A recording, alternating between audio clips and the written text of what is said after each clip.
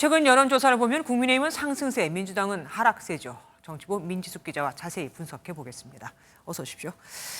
양당 지지율 격차가 오차 범위 밖으로 벌어진 결과가 나왔는데 이게 사실 복귀해 보면은 한 달 새 아닙니까? 맞습니다. 지난달 처음으로 국민의힘 전당대회 후 1년 만에 민주당 지지율을 앞서는 골든크로스 현상이 있었죠. 네네. 오늘 나온 또 다른 여론조사 결과에서도 39대 32, 오차범위 6%포인트를 넘어선 결과가 나온 겁니다. 같은 기관 지난 1월, 2월 초 여론조사 결과를 보면 양당의 지지율 격차는 오차범위 안쪽에서 접전이었습니다. 그렇죠. 예. 이 앞서 리포트에서 보신 것처럼 이 스윙 보터인 충청, 중원 지역 민심이 크게 움직이면서 이 지지율 격차가 벌어진 것으로 보이는데요. 이 조사가 이루어진 지난 2일과 3일은 이 한동훈 위원장이 전국 일정을 취소하고 충청권을 먼저 돌겠다고 약속한 바로 그날입니다. 충남은 그리고 천안은 치우치지 않은 냉정한 민심을 보여주는 곳입니다. 민심의 바로미터입니다. 저희는 충남의 마음을 얻고 싶습니다. 그런데 MBN과 AIDDP가 공동으로 개발한 자체의 빅데이터 분석에 따르면요. 지난 일주일 사이에 온라인상에서는 국민의힘 관심도는 오히려 줄어들고 민주당은 더 늘어났습니다. 잠깐만요. 그런데 지금 말씀에 의하면 민주당은 관심도가 늘어났다.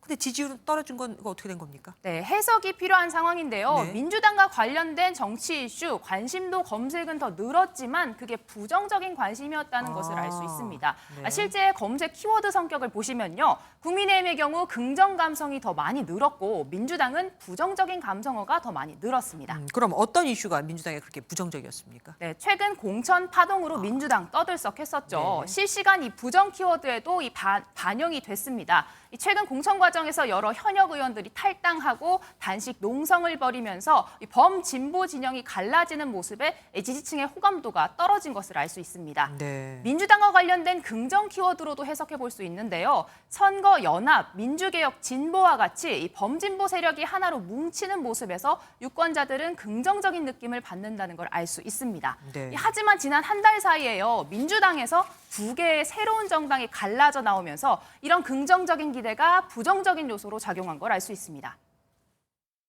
망국적인 양당 독점의 정치 구도를 깨뜨리겠습니다. 부패와 부도덕의 늪에 빠진 민주당을 대체하겠습니다. 검찰 독재를 조속히 심판하기 위하여 민생 경제의 파탄을 더 이상 두고 볼 수 없어서 조국 혁신당의 당대표직을 기꺼이 수행하도록 하겠습니다. 그럼 반대로 국민의힘에서 긍정적인 여론이 늘어난 이유는 뭡니까? 네, 국민의힘 경우 긍정적인 키워드를 한번 보면요. 기념 촬영이나 북카페와 같이 한동훈 위원장의 행보와 관련된 단어들 주목도가 높았습니다. 반면에 국민의힘과 관련된 가장 큰 부정 키워드로 대통령이 꼽히는데요. 그런데 최근 대통령 국정수행 평가가 높아지면서 부정적인 변수 조금 줄어들었다고 볼 수 있습니다.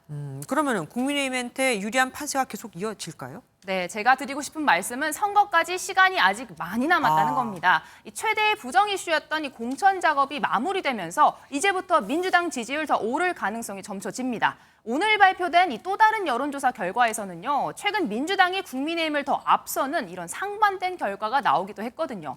더군다나 지역 선거는 정당 지지율만으로 예단하기가 어렵습니다. 개별 후보자가 모두 정해진 다음에야 경쟁력을 놓고 봤을 때 총선의 결과 지켜봐야 할 것 같습니다. 예, 시시각각 변하는 민심 잘 지켜봐야겠습니다. 지금까지 민지숙 기자와 함께했습니다. 고맙습니다.